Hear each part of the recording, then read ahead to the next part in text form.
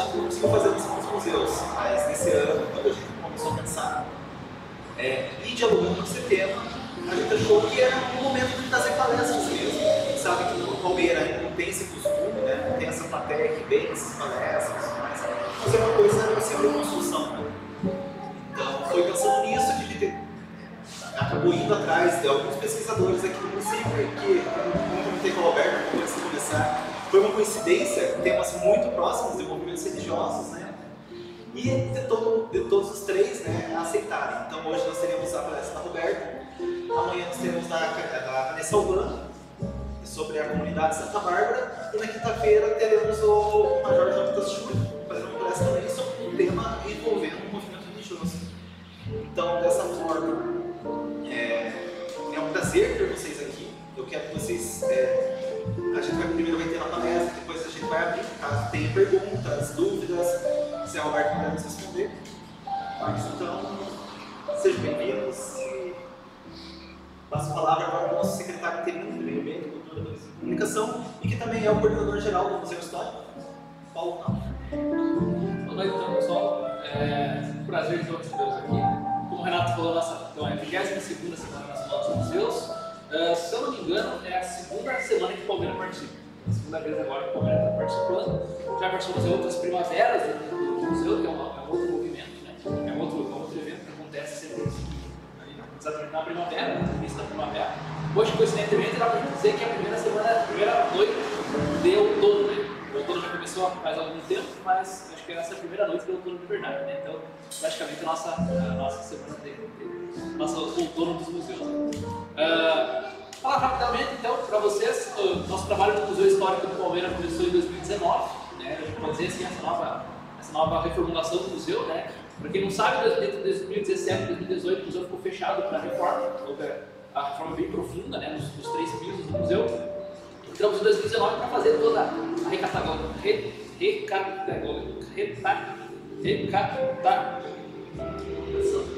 exatamente, das peças, do acervo, a tipografia toda, né? Foi totalmente modificada.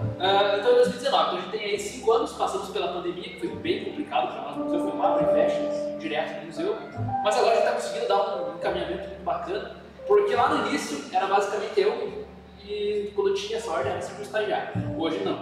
Então hoje, que nem o Renato falou que eu estou de coordenador do museu, mas assim, basicamente só não mora, né? Porque hoje em dia a questão realmente prática do museu é com o Renato que coordena mesmo a prática ali, as ações do museu.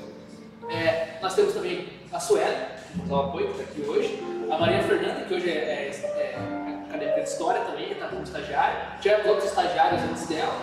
E também temos a Reni, né? A dona Reni, que também faz o trabalho lá no museu, tanto de serviços gerais, como também faz parte, ela também já treinou, faz as guias também. Então a gente tem uma equipe hoje que é o que proporciona a gente poder fazer a semana dos museus, né? Não só o dia a dia do museu, que tem as fotos ali e tudo mais, que atendemos aí 1.200, 1.400 crianças do município por ano no nosso museu. Então praticamente todos os alunos da rede pública municipal e estadual passam pelo museu todos os anos. Sempre com novidades, sempre com novas informações a serem passadas. Enfim, só queria então fazer essa breve apresentação só para agradecer a minha equipe, né? A nossa equipe de e sem eles não teríamos Semana dos Museus, certamente. Estaríamos, com sorte, fazendo ali as nossas atividades diárias dentro do prédio do museu, mas fechados, e a gente poder estar abrindo para o público. E falando aqui sobre abrir para o público, né? A nossa necessidade nessa semana é exatamente tentar dar publicidade, né? Publicizar mais pesquisas sobre a história do Palmeiras. A gente sabe que existe sala pública, né? Existe muito, as pessoas conhecem pouco sobre a história do Palmeiras, a gente sabe disso. O nosso trabalho no museu ele é diário para que isso venha sendo sanado, né? Tanto com os alunos, enfim, quanto com adultos que nos procuram. E no caso da semana, eu acho que é uma oportunidade muito interessante. Tanto que a gente está ao vivo no Facebook, todas as palestras a gente vai colocar no YouTube, então vai ter o link para todo mundo, então vai ficar registrado isso. Então todos os palestrantes vão poder compartilhar esse momento também e publicizar suas pesquisas. Então, no caso da Roberta, o trabalho de conclusão do curso dela, a mesma coisa é com o Major, também o trabalho de conclusão do curso de licenciatura em História, e no caso da Vanessa, daí é a dissertação do mestrado dela. Então a gente tem 3 trabalhos acadêmicos. Principalmente com chancela da universidade, principalmente trabalhos científicos acadêmicos. Isso é muito importante, muito interessante. E coisa que pouquíssima gente sabe em Palmeira, né? Conhece, sabe disso. Não só tem a questão do desconhecimento da história, mas como também desconhece que existem pesquisadores da história de Palmeira, inclusive com temas tão diversos, né? Porque aquela história de Palmeira normalmente é meio tradicional demais, né? Fica muito ali fechado ali, tropenismo, igreja matriz, e surgiu Palmeira. Há 200 anos atrás surgiu Palmeira. E estamos aí, né? E o resto? Cadê? Né? Cadê o andamento desses 200 anos, 205 anos?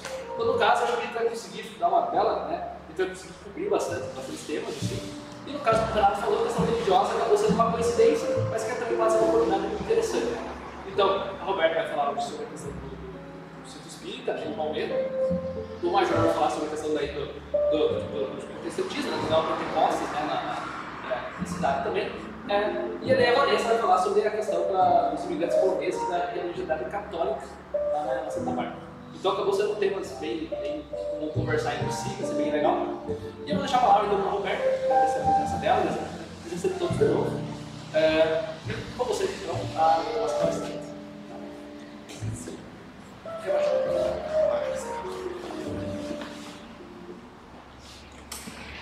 Boa noite a todos então. Então, esse é o meu trabalho, como os meninos já me apresentaram, né? Completando o curso de licenciatura em História, em 2012. Eu sempre falo que a nossa turma foi uma turma agraciada, né? Eu e o Jonathan se formamos juntos, né, Jonathan? E eu falo que a nossa turma é agraciada porque ela contava com pessoas que tinham muito conhecimento sobre Palmeira. Uma delas foi a Vera Maia, né? Então a gente contou com a Vera como uma amiga da nossa turma, né, uma colega de turma, que podia trazer muita referência para nós, né, para a nossa turma.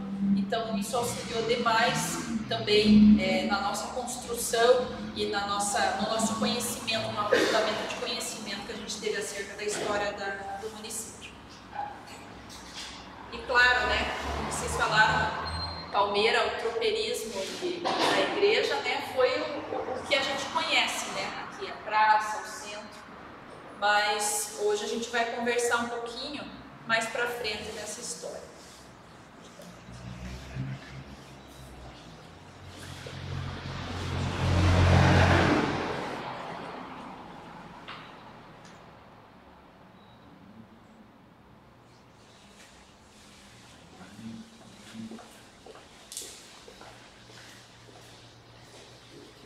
Então, o título do meu artigo ficou como O Estado Laico e a Liberdade de Credo, particularidades da chegada do Espiritismo em Palmeira, pegando então um contexto que vai do ano de 1890 a 1930.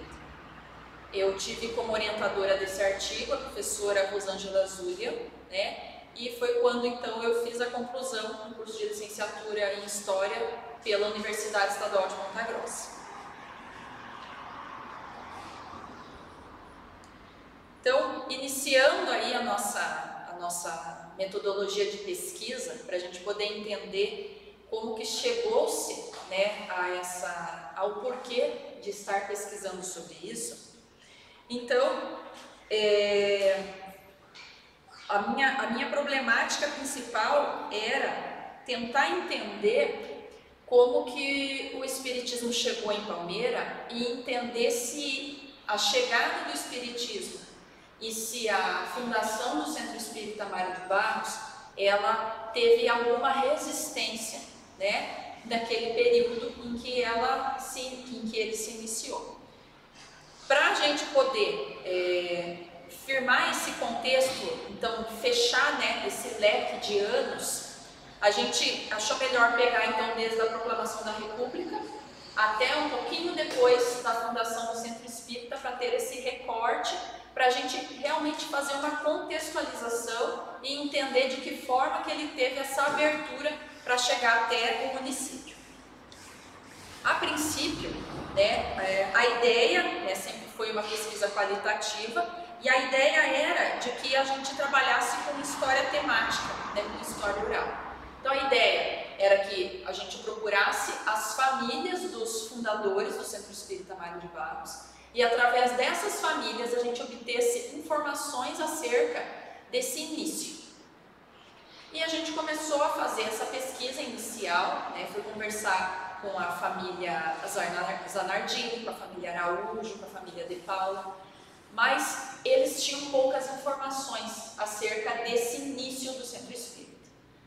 Então a gente viu que a gente não ia ter muito dado a respeito dessa real fundação.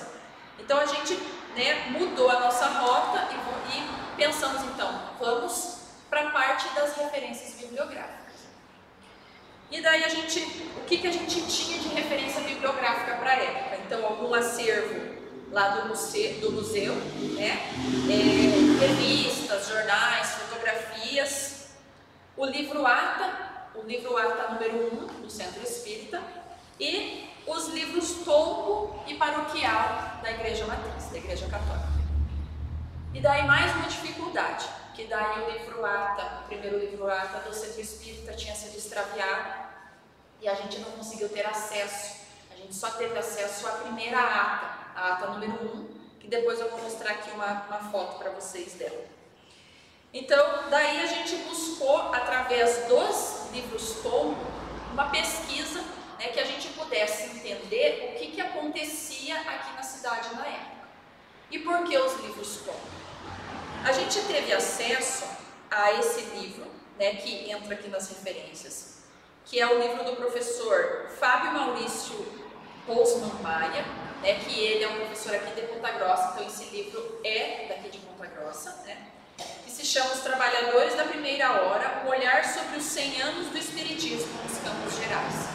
Então ele vem falar sobre como que foi o início do Espiritismo nos Campos Gerais, principalmente na cidade de Ponta Grossa. Então, a partir desse livro, a gente pôde entender que em Ponta Grossa houve uma resistência por parte da Igreja Católica e isso ficou registrado nos livros Tombo, porque eram as falas dos padres da época. Então, a gente pensou, bom, se tinha esse registro em Ponta Grossa, dessa fala, vai ter um registro, alguma coisa vai ter aqui em Palmeira. Então a gente começou esse trabalho de pesquisa nesses livros Tombos durante essa época, então para ver se a gente encontrava alguma fala, alguma referência, algum discurso que remetesse então à questão do espiritismo, ou a algumas questões que se relacionassem à crença espírita, e a gente não encontrou nada também, Então a gente não encontrou nenhuma forma de resistência para a chegada do espiritismo, nem nos livros Tombo e nem em nenhum registro. E a gente não diz que isso não existiu, mas que na nossa pesquisa a gente não conseguiu encontrar isso aqui em Palmeira, encontrando então nos Campos Gerais.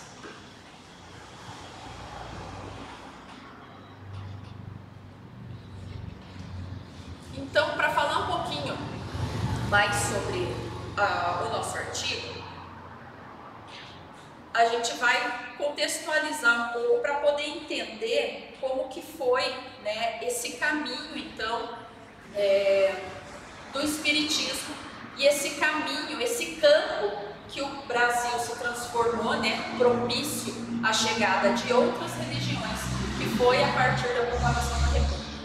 Então, é proclamada a República e abre-se, então, um espaço de pluralismo religioso. Então há uma abertura para que outras religiões possam se desenvolver e não tenham receio de alguma penalização, podendo então ter essa liberdade de credo dentro de todo o país. Então o Espiritismo ele chega na metade do século XIX, e ele vem pelos estados então principalmente da Bahia e do Rio de Janeiro, então navio, chegava ali nesses portos, então ele chega, as obras chegam principalmente nesses lugares, então se inicia o Espiritismo no Brasil, na Bahia e no Rio de Janeiro. Mas para que o Brasil recebesse o Espiritismo, ele nasceu em algum lugar, a gente fala do berço do Espiritismo sendo a França, então, através, então, de Hippolyte Léon Denis Artigues-Vaille, um professor francês que ele tinha vários livros publicados com esse nome, que era o nome dele. Então, quando ele começou a estudar o Espiritismo e codificar a doutrina espírita, ele adotou o pseudônimo de Allan Kardec, para diferenciar entre o pesquisador que ele era, o professor que ele era, e agora, então, o codificador do Espiritismo, né? E ele utilizou-se, então, de uma pesquisa científica para codificar o Espiritismo. Ele fez uma pesquisa entre os médiuns da época, ele coletou diversas informações, ele contextualizou essas informações, compilou num livro, que surgiu então o Livro dos Espíritos em 1857, que foi o primeiro livro do Pentateuco Espírita. Então, a partir do Livro dos Espíritos, foi vindo os outros livros de Allan Kardec. E no Brasil, então, com a proclamação da República, abrindo essa oportunidade, chegando na Bahia, e em 1884 é fundada a Federação Espírita Brasileira. O Espiritismo, ele também contou muito com o auxílio da imprensa, né? Então, a imprensa, as revistas, jornais que tinham um vínculo com o Espiritismo, porque o Espiritismo ele chegou no Brasil e quem aderiu ao Espiritismo foram os intelectuais da época e as elites, né? Eles que aceitaram o Espiritismo e através deles que foi disseminado. Outro que ajudou muito o Espiritismo na disseminação e no fortalecimento da doutrina espírita no Brasil foi a maçonaria. A maçonaria também auxiliou demais o Espiritismo, né? Então, através da maçonaria, houve-se vários maçons, eram espíritas, né? Então, eles auxiliaram nas fundações dos centros espíritas e auxiliaram também na divulgação e na disseminação da doutrina espírita. E ele chega então no Brasil, o Espiritismo, com um viés totalmente científico, né? Então ele vem da França com um viés de estudo, porque era dessa forma, né, que Allan Kardec fazia lá na França. Então eles estudavam a doutrina espírita. Chega no Brasil com esse viés filosófico e científico, se deparando então com um país com muitas necessidades materiais, num contexto de muita pobreza, então nesse contexto de outras necessidades, principalmente Adolfo Bezerra de Menezes foi alguém que lutou pelo tripé religioso então do Espiritismo. Então foi ele que foi um dos que estava à frente quando ele disse que no Brasil que o tripé religioso ia permanecer e ia se fortalecer aqui, através também da obra O Evangelho segundo o Espiritismo, que é uma obra que vem para acalentar, né? Então, e para a questão da moral, da moralização, vem falar sobre o Cristo, sobre Jesus. Então, a partir dessa obra do Evangelho e a partir do campo que foi o Brasil, então, que se disseminou esse tripé daí agora religioso, que até então era só filosófico e científico na França. A princípio, o Espiritismo ele foi se organizando nos meios familiares, então eram nas residências que aconteciam as reuniões mediúnicas, né? E que com o tempo, então, essas reuniões mediúnicas iam ganhando campo, iam ganhando corpo, e eles então fundavam centros espíritas naquelas cidades, naquelas regiões. Eles tiveram um problema, né, também, que com a Constituição de 1891, mesmo se garantindo a liberdade de culto no país, o Código Penal da República, ele condenava o exercício de atividades de cura e práticas do Espiritismo. Então ele trazia essa forma escrita, o que acabava prejudicando a doutrina espírita. E novamente Bezerra de Menezes, né, que na época ele foi destaque também na política, além de ser médico, ele também auxiliou a doutrina espírita nesse sentido, né, nessa reformulação também desse Código Penal, que ficou mais direcionado para questões de práticas de ocultismo, né, que não poderiam mais ser feitas. Então isso também auxiliou para que o espiritismo fosse se fortalecendo dentro do país.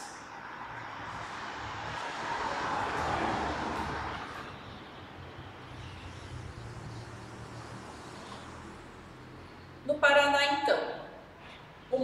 então, chegamos, né, aqui no Paraná. Em 1902 é fundada a Federação Espírita do Paraná em Curitiba. E no Paraná a gente tem como um nome de precursor Manuel José da Costa e Cunha, né, que também foi alguém que difundiu e disseminou a doutrina codificada por Allan Kardec. Também, novamente, nessa época, houve então a imprensa, que auxiliou na disseminação e na divulgação da doutrina espírita. Então, na organização também do Movimento Espírita do Paraná. Então, o movimento espírita, ele foi algo que se organizou e isso também auxiliou demais nessa disseminação. Então, ele chegou no Brasil e já foi fundada a Federação Brasileira. Nos estados, eles já foram fundando, né, de forma regional, e mais para frente, eles foram também fundando uniões regionais espíritas. Então, isso auxiliou demais nessa organização, e os centros espíritas que são filiados, né, à Federação e às uniões regionais espíritas, eles seguem a mesma organização e a mesma forma de trabalho. Então, é uma forma também de eles se organizarem e de você ter uma certa segurança de saber que nos centros espíritas que estão federados, eles vão seguir esse padrão. Inclusive a parte de livros, né? Eles têm toda uma equipe que vê a questão dos livros para poder registrar, para poder disseminar, né? Não é qualquer livro que eles divulgam, então eles têm uma equipe. Então isso auxilia muito nessa organização dos centros espíritas e dá uma segurança para os centros espíritas menores, que tem todo um auxílio daí de parte jurídica, de parte financeira, de parte contábil, então toda uma orientação para que esses centros, da forma que eles possam funcionar, organização de estatuto. Então essa organização auxilia bastante nessa divulgação e disseminação do espiritismo. Nos campos gerais, então, que a gente utilizou essa obra aqui que eu mostrei para vocês,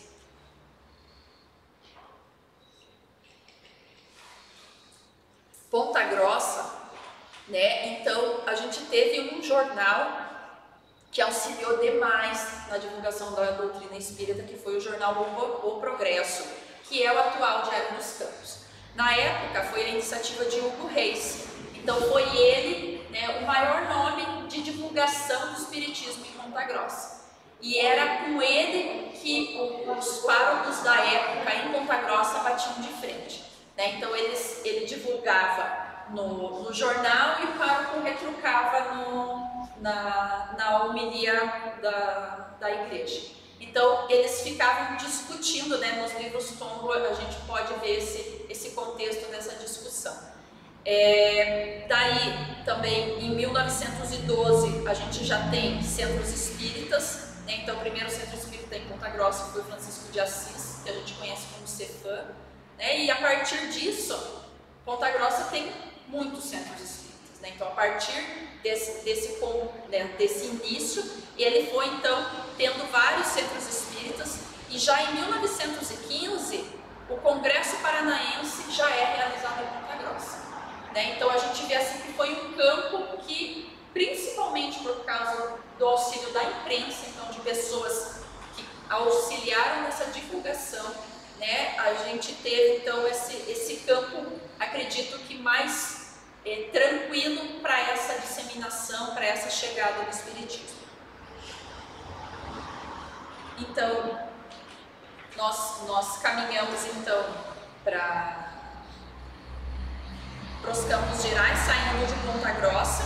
Temos então em Irati, né, um dos primeiros centros espíritas também da regional aqui, que foi fundado, foi o Centro Espírita Maria Santíssima, em 1927. E daí nós temos o Centro Espírita Mário de Barros, que foi então fundado em 1925.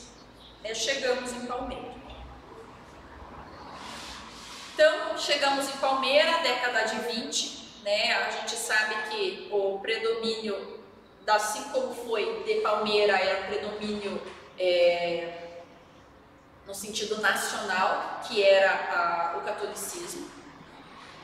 Mas houve então essa oportunidade dos espíritas chegarem, e os espíritas, o registro que a gente encontrou foi dos espíritas e luteranos sendo então quem chegou nessa época. E é interessante porque o Centro Espírita Mário de Barros é do lado da Igreja Luterana, né? E sempre foi, e a gente não tem registro de algum problema entre as duas religiões, né? Sempre foram religiões que conseguiram conviver uma ao lado da outra de uma forma muito tranquila e pacífica. E também nós temos, vale ressaltar, que nós tivemos em 1898 a primeira loja maçônica aqui em Palmeira, que foi a Loja Maçônica Conceição Palmeirense, né? Então foi uma loja maçônica que também auxiliou, né, mutuamente ao espiritismo, e muitos maçons que participavam da loja maçônica participavam do Centro Espírita também, né? E vale também falar, ressaltar por título de curiosidade, que quem fundou, um dos fundadores da loja maçônica Conceição Palmeirense, foi o padre Vicente Guarnieri, né? Então vale ressaltar que foi um padre que fundou então a loja maçônica Conceição Palmeirense. Então tínhamos, né, aí na época uma população de 19 mil habitantes, e se a gente for pensar em 1900, né, na década de 20 lá, o espiritismo em 1925, 19 mil habitantes era bastante. Se a gente pensar hoje como nós estamos, né, há tantos anos atrás, né, 99 anos atrás, aí era bastante habitante que tinha na época. A nossa economia era a exportação de erva mate e as madeireiras, né, mas nós estávamos então vivendo, né, vivenciando essa pluralidade religiosa e dando essa abertura para essas novas religiões que estavam chegando. Então, iniciamos, o Centro Espírita Mário de Barros iniciou em reuniões na residência do senhor Urbano Gregório de Camargo, e teve a sua fundação em 2 de novembro de 1925.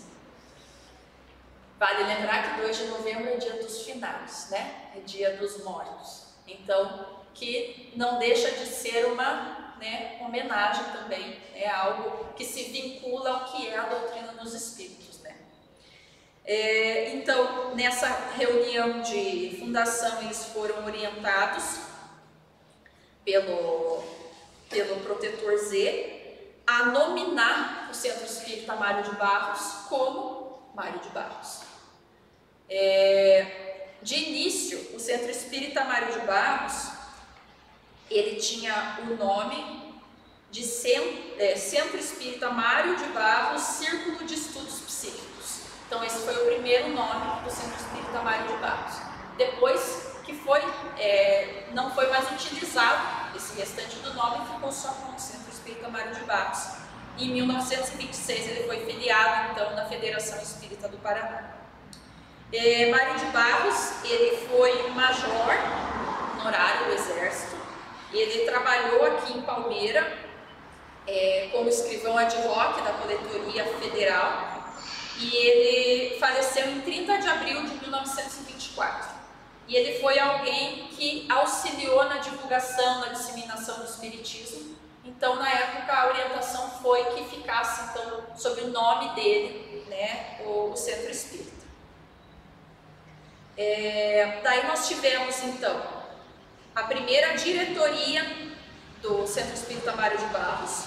Foi composta por Júlio Abelardo Teixeira, que foi o primeiro presidente, que ele era juiz de direito, Edmundo Pereira Bueno, vice-presidente, Edmundo Pereira Bueno era maçom, Haroldo Cornelau, primeiro secretário, Antônio Zanardini, segundo secretário, Urbano Gregório de Camargo, primeiro tesoureiro, Roger Zanardini, segundo tesoureiro, e José Mendes Sampaio, procurador. Então essa foi a primeira, são os fundadores da primeira diretoria do Centro Espírita Mário de Barros. Aqui nós temos a foto do Mário de Barros. Então esse senhor que é o Mário de Barros, que foi, tem o nome dele então no Centro Espírita. E essa é a ata, a primeira ata, que lá no Centro Espírita Mário de Barros, ela tem um tamanho grande, ela está enquadrada lá também para quem tiver curiosidade, quiser ir lá conhecer, que dá para ir olhar melhor, né, o que está escrito. Daí, em 10 de janeiro de 1926, foi aprovado o primeiro estatuto e 10 de junho do mesmo ano, né, então foi filiado à Federação Espírita do Paraná. E daí, em 1928, o Urbano Gregório de Camargo assume a presidência e o seu vice foi Pedro Perota. Aqui também nós temos a foto, então, do senhor Júlio, que foi o primeiro presidente do Centro Espírita, Júlio Abelardo Teixeira, e essa foto é a foto dos fundadores. Essas fotos foram cedidas na época que eu fui fazer o artigo, então, pela família do seu Eudorico de Paula, eles que me cederam as imagens. Então, hoje eu estou reproduzindo aqui para vocês. Então, e daí aqui é uma foto também do Centro Espírita Mário de Barros, assim, acredito que seja uma das primeiras fotos que a gente tem do Centro Espírita, né, que ainda dá para ver assim que ainda era de cerquinha de madeira, né, um murinho bem baixinho, e hoje a gente já tem uma mudança nessa estrutura do Centro Espírita. Até porque houve um aumento, né, muito grande, uma procura muito grande de pessoas. Então, buscou-se também ampliar esse espaço e deixar ele mais adequado. Então, das residências familiares, passamos então para o Centro Espírita Mário de Barros enquanto estrutura física, aqui. Hoje, então, ele ainda funciona no mesmo local, né, ali ao lado da Igreja Luterana. E ele ainda, né, ele continua sendo federado na Federação do Paraná. Ele faz parte da União Regional Espírita de Ponta Grossa, então faz parte da Regional de Ponta Grossa. Então, o que a gente pôde perceber, né, quando a gente foi elaborar então o artigo, foi que a gente pensou-se, né, que a gente ia fazer um artigo que vinha a trazer uma contextualização mais sobre histórias familiares, né, mais sobre uma contextualização, até porque, como as reuniões eram familiares de início, a gente achou que isso ia acontecer, e não, a gente teve que partir por uma pesquisa bibliográfica. Mas que assim foi muito importante para a gente poder entender esse início, né, essa chegada do Espiritismo aqui em Palmeira, e entender que houve tanto um campo propício, né, no sentido da proclamação da República, mas as pessoas que se envolveram na doutrina espírita na época auxiliaram demais para que o espiritismo se firmasse, tanto em nível nacional, nível regional e nível municipal. A gente sabe que foram pessoas que tinham certa influência na sociedade, então eles auxiliaram. Então a gente percebe que isso auxiliou muito, né, nessa época. E assim, até 1930, que é o nosso recorte, a gente não teve então nenhum achado de que essa chegada do Espiritismo em Palmeira tivesse certa dificuldade. E a gente também quis fazer esse recorte até 1930, porque a partir de 1931, Chico Xavier lança o primeiro livro, Parnaso do Além-Túmulo. Então começa uma nova história para o Espiritismo, porque o nível de divulgação que Chico fez foi o que transcendeu, né, tanto em espaço local, em espaço nacional, como em espaço mundial. Então a gente também quis fazer esse recorte para entender, né, que até 1930 eram questões mais locais, por mais que havia a Federação Espírita Nacional, regional, estadual, mas para a gente entender que não tinha tanta proporção como foi após Chico então começar a fazer a publicação das suas obras. Então é isso, estamos abertos a perguntas, a dúvidas, né? Podem, se a gente souber responder, se a gente não souber, a gente vai pesquisar e depois manda a resposta, mas estamos aqui para conversar, né, sobre a pesquisa.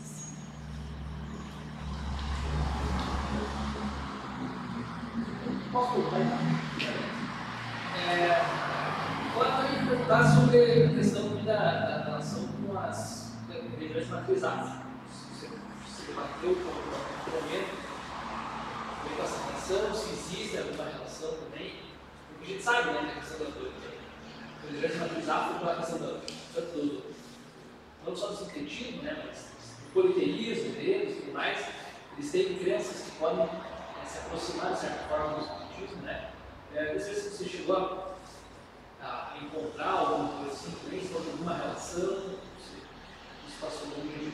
Então, na verdade, na minha pesquisa eu não acabei não vendo esse viés, né? Lógico que de forma paralela eu estudo o espiritismo há mais de 20 anos, então a gente já estudou sobre isso, mas especificamente para o artigo a gente não estudou, mas a gente sabe que essa questão do Código Penal e da mudança que eles fizeram, mesmo que auxiliou o espiritismo, prejudicou demais, né, as religiões de matriz afro, né? A gente sabe que para eles foi muito mais difícil, né? Porque por mais que a doutrina espírita ela contava com pessoas que tinham referência, com pessoas de elite, a gente sabe que eles não tiveram isso, né? Então eles sofreram muito mais para conseguir se estabelecer.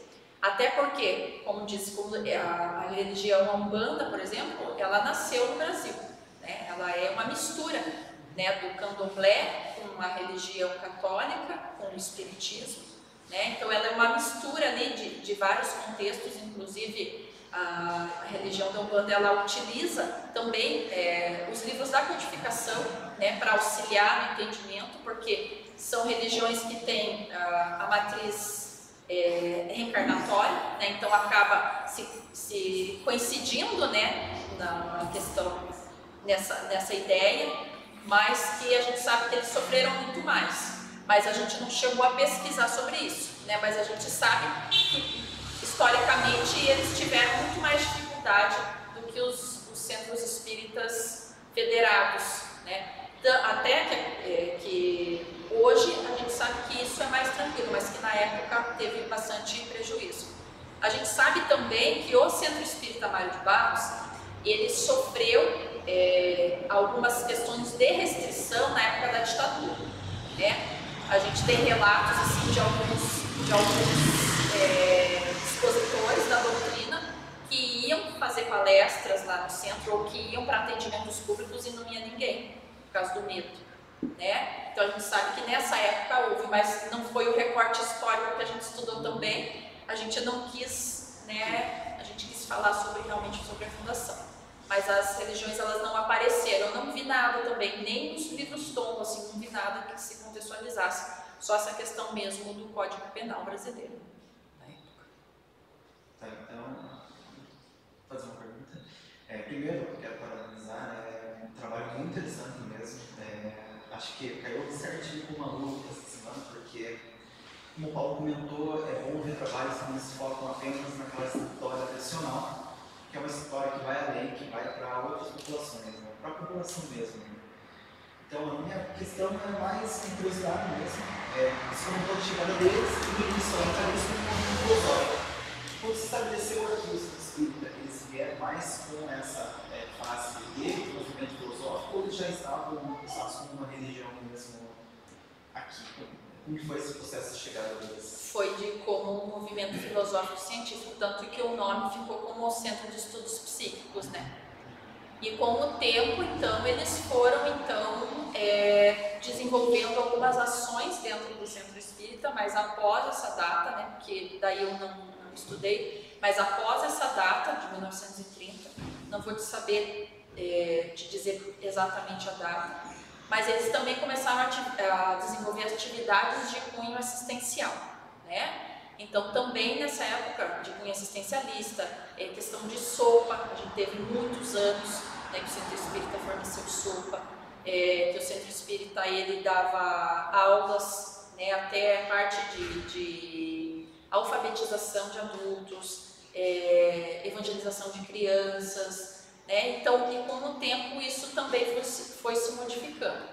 Mas a início mesmo foi a questão filosófica e a questão científica, né? Mas com o tempo isso também foi se modificando e a busca, que daí as pessoas, a princípio, como era só filosófico e científico, acabava-se que restringia o acesso às pessoas que às vezes não eram alfabetizadas, porque é difícil compreender, né, digamos assim, a doutrina espírita, se for estudar, quando ela fala na questão energética, na questão do livro dos médiuns, ela é difícil a compreensão.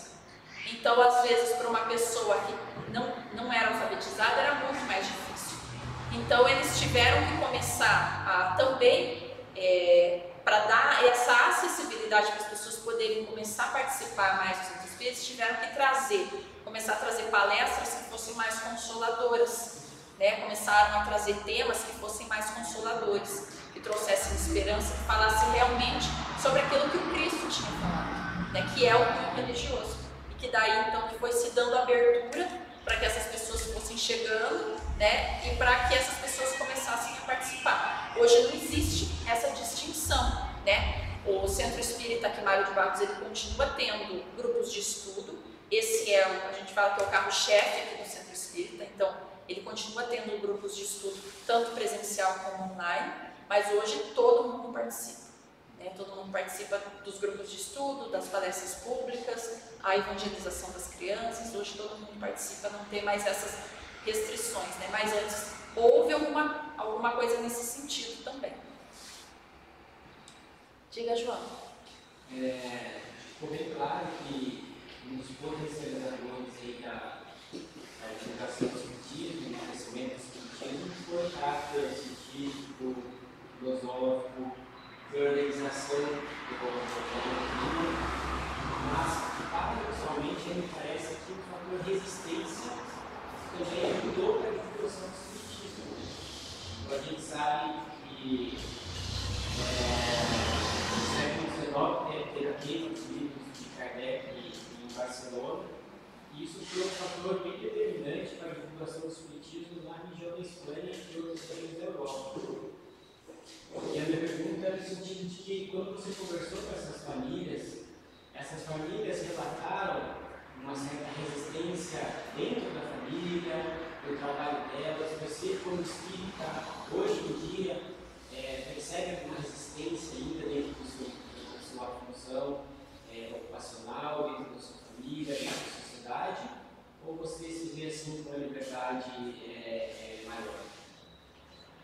Eu acho que de alguns anos para cá, eu acho que está mais tranquila essa questão de resistência. Mas não posso dizer que nunca sofri, né? Inclusive já até perder emprego por não ser da religião que era o emprego, né? Por ser espírita, o emprego não me aceitou, né? Mas eu vejo que hoje é mais tranquilo, né? Mas eu vejo que as pessoas têm buscado muito informação. Eu sinto que as pessoas vêm buscar muito para a gente, me perguntar muito sobre o espiritismo. E isso dentro de pessoas que são de outras religiões e que não é que elas não querem mudar para o espiritismo, mas é para saber, para conhecer. Então, assim, eu vejo que hoje teve, assim, nos últimos anos, teve um aumento significativo de busca, né? Então, para saber o que é o espiritismo, de busca no próprio centro espírita. E eu digo porque durante a pandemia o centro ficou fechado por um período, e quando ele foi reaberto, ele foi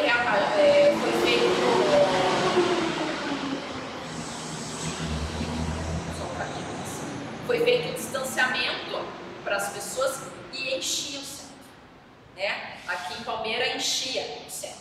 E eu lembro que nessa época da retomada, quando voltou da pandemia, Ponta Grossa Eles falavam, nossa, aqui as pessoas não estão vindo, e a gente dizia, lá a gente não consegue, a gente tem que dar senha para o pessoal, porque o centro está enchendo. E a gente percebe que nos últimos anos foi exatamente isso. As pessoas têm buscado tanto ir no centro, como se eles sabem que a gente é espírita, eles vêm buscar informação junto com a gente também. Então hoje eu não vejo, e eu acho que por tantos anos de estudo e de amadurecimento, eu também não me sinto mais desconfortável quando alguém fica desconfortável por eu ser espírita, né? Hoje já não tenho mais essa questão. Eu falo, eu brinco mesmo e, né, a pessoa já não se sente assim insegura ou mal por estar perguntando, por estar falando alguma coisa nesse sentido. O Palmeiras só tem o Mar de Barros. Federado só. Federado, a federação só, o Mar de Barros. Muitos anos o centro espírita ele foi limitado a famílias, né? Hoje você vê que está bem mais aberto ou ainda é limitado a algumas famílias? Eu vejo assim, Marcos, que como diz, nem todo mundo quer assumir responsabilidades. Então acabava ficando em torno de algumas famílias só, porque ninguém queria pegar a presidência, ninguém queria pegar a vice-presidência, ninguém queria pegar a tesouraria, né? O pessoal queria participar, mas se responsabilizar ninguém queria. Então daí quando chegava na época, vamos fazer eleição, quem que quer ser presidente? Ninguém se manifestava, né? Então hoje eu percebo que as pessoas estão mais participativas, estão querendo mais participar. Hoje, dentro da diretoria do Centro Espírita, do Mar de Barros, a gente tem pessoas que já são idosas e tem pessoas jovens dentro da diretoria. A gente tem aplicador de passe jovem, né? A gente tem evangelizando os adolescentes que fazem campanha de arrecadação, que fazem campanha para mobilização até agora na questão do Rio Grande do Sul, né, foi a própria evangelização que se mobilizou, pela questão de agasalho, Então hoje eu vejo que há mais participação, que há pessoas mais jovens querendo participar, e nisso houve também essa mudança. Mas até então acabava-se ficando entre umas pessoas porque ninguém queria assumir responsabilidade de presidência, né? Porque a gente sabe que isso é responsabilidade, né? Então acabava que isso. Mas hoje a gente vê assim que tem participação de várias pessoas assim dentro. Porque é voluntário, né? E que é tudo voluntário. Tudo voluntário, ninguém ganha nada para ficar lá. Todo mundo é voluntário. Todo mundo é voluntário.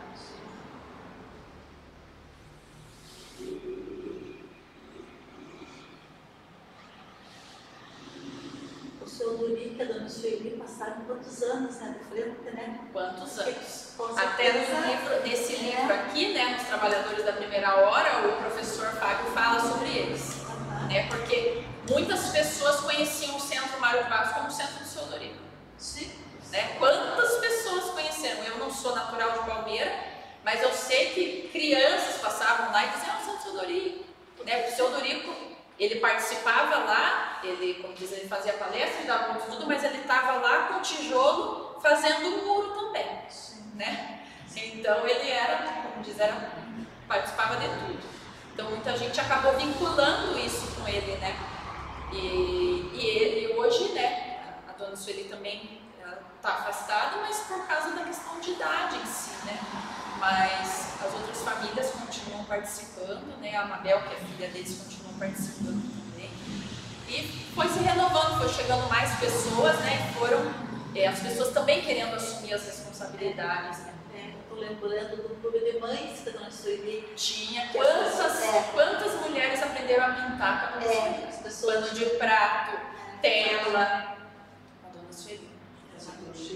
Crochê, com a dona Lourdes Araújo, né? Também o pai da dona Lourdes, que foi um dos expositores, né? Na década de 60, né, que ele organizava, ele que foi um dos expositores que na época da ditadura militar ia até o centro e as pessoas não iam, né, por medo, e ele ia lá, entrava, esperava, ninguém chegava, ele fazia uma prece, só espíritos, no caso, né? E depois fechava o centro e ia embora. O pai da dona Lourdes. Interessante essa palavra de ditadura até. Porque talvez nem houvesse um motivo especial, né? Não, mas era um medo geral Era mesmo. simplesmente a questão que as pessoas se encontram e ninguém sabe o que eles fazem ali. Exatamente. É muito isso. Eu já vi muita gente comentar sobre grupos de jovens da Igreja Católica. Uhum. De fechar grupos de jovens da Igreja Católica, porque eram catequistas, catequizantes, e fecha. Porque eles estão fazendo. Em Ponta Grossa, imagino que o espiritismo também. Muito mais por isso, né? Porque algo subversivo. Provavelmente não era nada disso. Sim. Só que quando você falou isso, que passou, o fato da igreja luterana estar do lado é uma coincidência. Eu não sei como que eles se organizaram O nesse sentido. nosso lugar lá foi doado. Então, provavelmente, tenha sido doado também para a igreja lá. Uma coincidência. Não, eles não era para, digamos, vamos ficar do lado de um dos. Não, mas é que normalmente igrejas é por doação, né? E eles são da mesma época, né? Sim. Muito interessante. Que ali era uma outra estrutura física, né? Que era bem do ladinho, coladinho, né? Depois que eles construíram, né, a igreja. Era de madeira ali, bem coladinho. E até hoje sempre teve uma boa relação entre as duas religiões. E interessante que também é perto da Igreja Católica. É na outra rua, né? É nos fundos, né? É bem pertinho. Bem pertinho. Mas isso é a configuração da cidade, né? A quantidade de igrejas que tem aqui. Mas Marcos, a espiritualidade nos diz que perto onde tem cadeia precisa muita gente rezar. Sabe? E a gente acredita que realmente a disposição física dos lugares tem a ver com isso também. É porque não ficou para dar um sentido assim, que não foi uma coisa assim, que vão pôr essa turma para brigar entre eles, não vão nada longe para atrapalhar, mas está muito pertinho, né? Mas pode ver, né, que é um lugar assim que foi até tirado da escola dali, porque é um lugar tenebroso, digamos assim. Não que as pessoas estão perdidas por estarem presas, mas a energia delas é uma coisa assim, meio né, do contra. Então precisa muito mais gente rezar perto de quem está ainda no caminho não muito certinho, né? Eu acredito realmente que isso é válido, porque inclusive as igrejas evangélicas, eu não sei se é evangélica, que chamam aquelas, tem duas ali descendo ali perto da delegacia, duas, uma de um lado da rua e outra do outro lado da rua. Não é à toa. Não é nada, não dá para dizer que é uma coincidência só, não.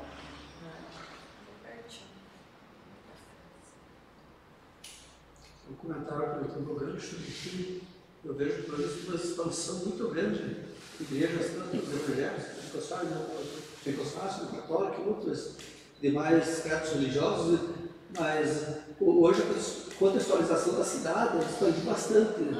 Eu acredito que na época a contextualização da cidade era só o centro era esse o centro urbano, né? Então, por isso esse aglomerado, né? De repente, porque de repente se fosse mais expandido hoje, por exemplo, se fosse procurar um terreno, até aquele centro urbano quase não acha, seria mais deslocado, né? Naquela época até ali, falou o centro espírita, a igreja luterana ao lado, eu acredito, dá para ver até na foto lá que já tem, inclusive o mercado municipal, já tinha lá, né? Então, que era na realidade já quase que um final daquele ciclo, aquele centro urbano, né? Então, se você fosse muito mais longe, ia ficar o campo, de repente, mas eu vejo com a construção. E hoje, na realidade, a expansão é muito grande, né? Existem em todos os cantos da cidade, inclusive outros, como você falou, de repente outros centros, mas que de repente não esteja cadastrado no... Isso, não é federado. Não é federado, né? Existem, né? Mas não são federados. Né? Em 1920 não tinha Vila Rosa, não tinha nada, né? Era basicamente, imaginar, era aqui o Jardim Destino, provavelmente, Vila Maria, e você, basicamente. Aqui. Não tinha E eu não sei também como que era isso, eu falei que eram 19 mil habitantes, mas eu não sei. Oi? Eram 19 mil habitantes, mas eu não sei também como que era essa divisão, que hoje, eu digo assim, sempre Palmeira eu digo 51% na cidade e 49% no interior. Eu não sei como que era isso na década de 20, se era mais ou menos essa metade também, né? Se for mais ou menos essa metade, como diz, diminui para 9 mil. É bem menos, né? Pois é. Se eu pensar que Porto Amazonas era Palmeira. Pois é. Então, e Porto Amazonas era muito maior do que é hoje. Na verdade, a proporção dessa época era praticamente 70-30, 70 interior e 30 cidade. Pois é. Pouca gente. Palmeira tinha Varagem, certo? Tinha Guaragi. Que foi no Estado Novo que foi tirado o Guaragi. Muita gente no interior mesmo. Você comentou da existência de outros centros que não são federados. Qual é a relação do Mário de Barros de vocês, do centro federado, com esses outros? Então, o centro espírita que eu conheço aqui em Palmeira, né, me corrija se eu estiver errada, é só o centro espírita ali atrás do Lions, ali o Dr. Leocádio, que é centro espírita. Os outros centros que eu conheço são de Umbanda, né, não são centros da doutrina espírita. Mas a gente tem uma relação, assim, nunca tivemos problema nenhum. Até inclusive, esse tempo atrás a gente recebeu uma doação de livros, né, de um centro de Umbanda. Sim, e tem época que o pessoal de lá vai frequentar o nosso. Que fazem é o o caso culto. agora. A Então, gente tem sabe, umbandistas. assim, é porque a gente, nós por sermos, não sei se eu posso ficar te cortando, Pode. mas nós por sermos federados, a gente tem normas a cumprir. Por exemplo, ninguém usa uniforme dentro do centro. Quem quiser usar, se quiser usar a diarista, que é a única pessoa que recebe para trabalhar no centro, é a nossa diarista. Não se usa uniforme. Não tem ninguém que possa dizer aquele é o chefe. Não, tem presidente, tem vice, tem secretário, tem um monte de títulos, mas porque é o que nós fazemos lá dentro. Tem a bibliotecária, tem o pessoal da recepção. Mas não existe assim, ninguém, não pode ninguém dizer eu sou o dono do centro, ou eu sou representante do Mário de Barros aqui em Palmeira. Todos somos representantes, todos que trabalhamos lá, né? Então somos trabalhadores. As nossas reuniões mediúnicas são fechadas, só pode participar quem fez todos os cursos da casa, que nesses lugares, normalmente que não é federado, eles abrem para o público, atendimento mediúnico aberto. Fica quase como uma festa, sabe? Porque a gente considera que uma reunião mediúnica é um lugar como um consultório médico, que o doente vai até lá para ser atendido, para ser socorrido, para ser auxiliado, mas não o público. O público não sabe o que está acontecendo com ele. E tem alguns centros que fazem isso, abrem para chamar, porque tem gente que vai lá no Mário de Barros e diz assim, eu posso participar do mediúnico? Ele diz que não vai mais. Sabe? Porque eles querem, as pessoas querem ir só pela mediunidade. E daí já é barato, sim, esse centro ruim, então tá bom, pode ser centro ruim, mas é a nossa maneira de agir. E é uma maneira que em todos os federados do Brasil inteiro é assim.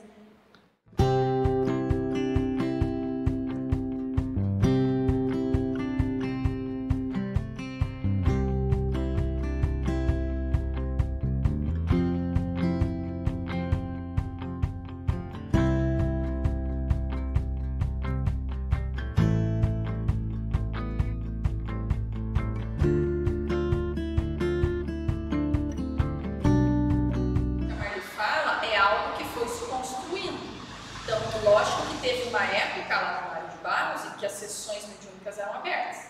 Então a mesa ficava muito aqui, antigamente. Na década de 60, 70, né? E ficava o público e participava da reunião mediúnica.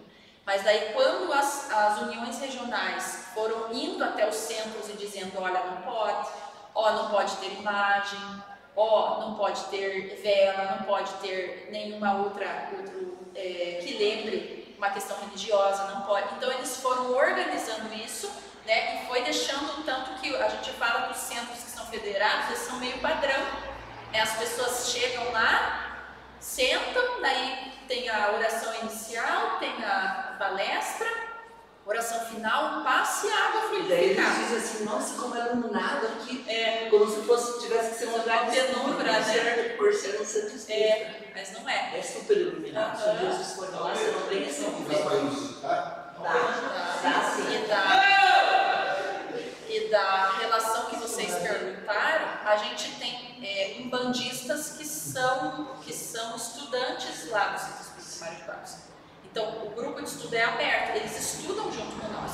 Eles não trabalham no nosso Centro Espírita, no Mário de Barros, mas eles estudam.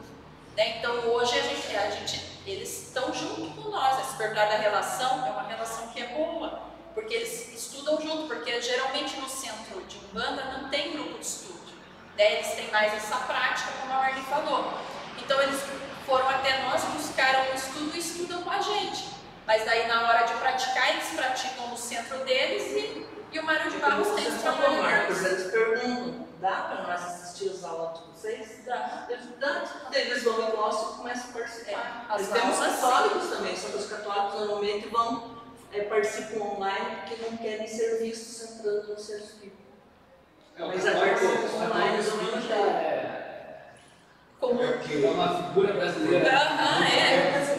Que tem todos os santos, mas é espírita. O catolicismo não acredita na ressurreição, né? Tá.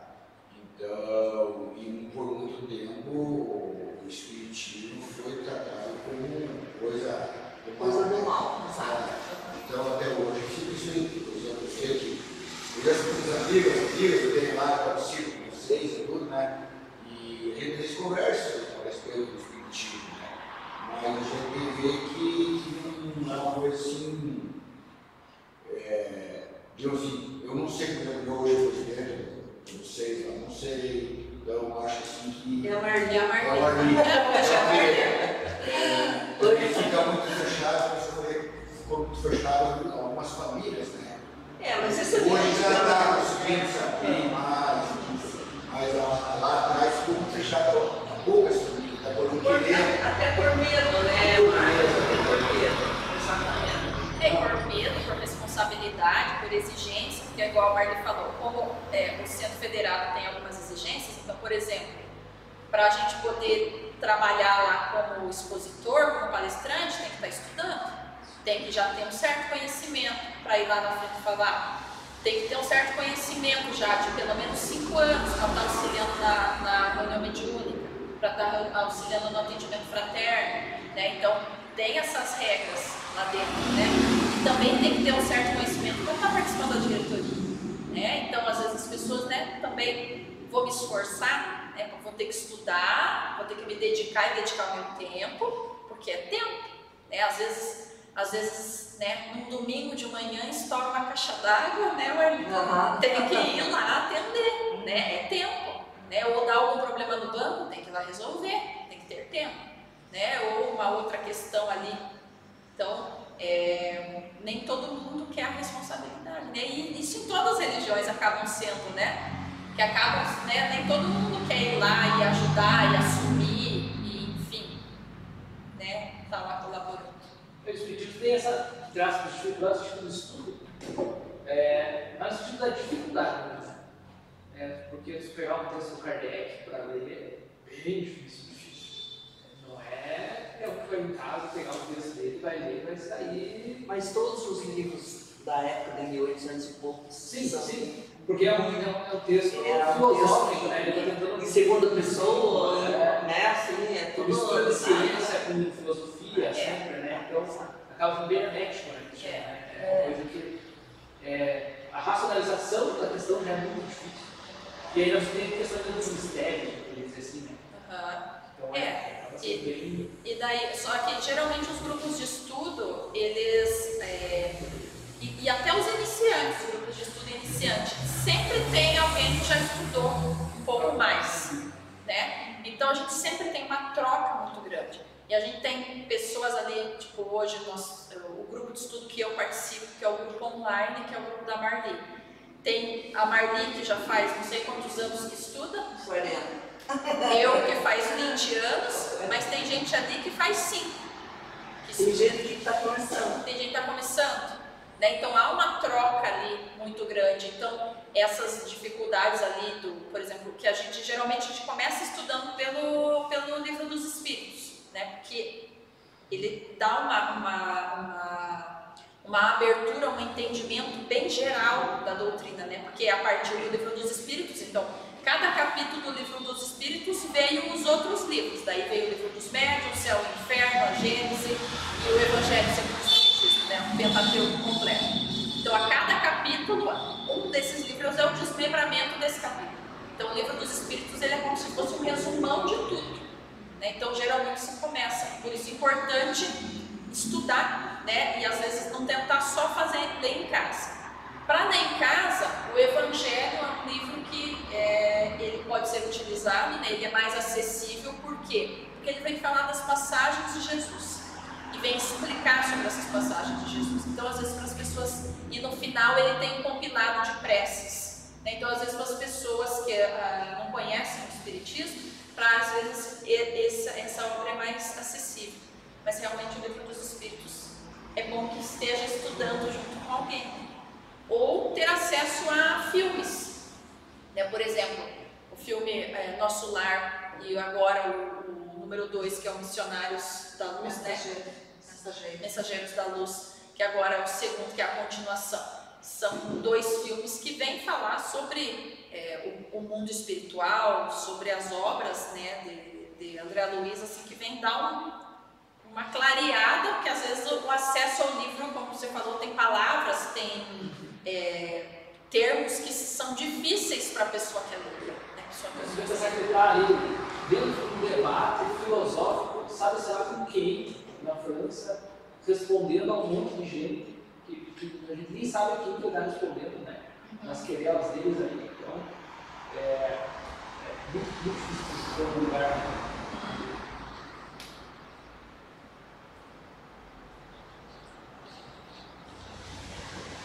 Pessoal, tem mais complemento? Uma dúvida? Não, para mim está tranquilo. Só para aparecer na câmera também, então. Pessoal, novamente eu quero agradecer em especial ao Roberto por ter topado vir aqui dar essa palestra. E também a vocês que vieram prestigiar esse evento. Esse é só o primeiro dos 3, então eu espero que vocês venham nos 2 próximos eventos. Amanhã a gente terá a Vanessa Albano fazendo uma palestra acerca da dissertação de mestrado dela, como já foi dito, cujo tema é uma reinvenção da identidade católica polonesa que começa a acabar com um recorte temporal de 1890 até 2019. Daí em seguida, na quinta-feira, teremos o trabalho de pesquisa do Major Lucas Schultz. E, para finalizar, na sexta-feira, nós teremos o lançamento da exposição Dona Cecília, Ideal e Polêmica, que foi uma ideia de lançar ela para arrematar mesmo essa semana dos museus. Então, todos são muito bem-vindos. Essa gravação ela vai ser disponibilizada nas redes sociais da Prefeitura e também no Museu Histórico. Depois a gente também passa para você. E quem mais quiser, muito obrigado, pessoal. Espero ver vocês amanhã de novo.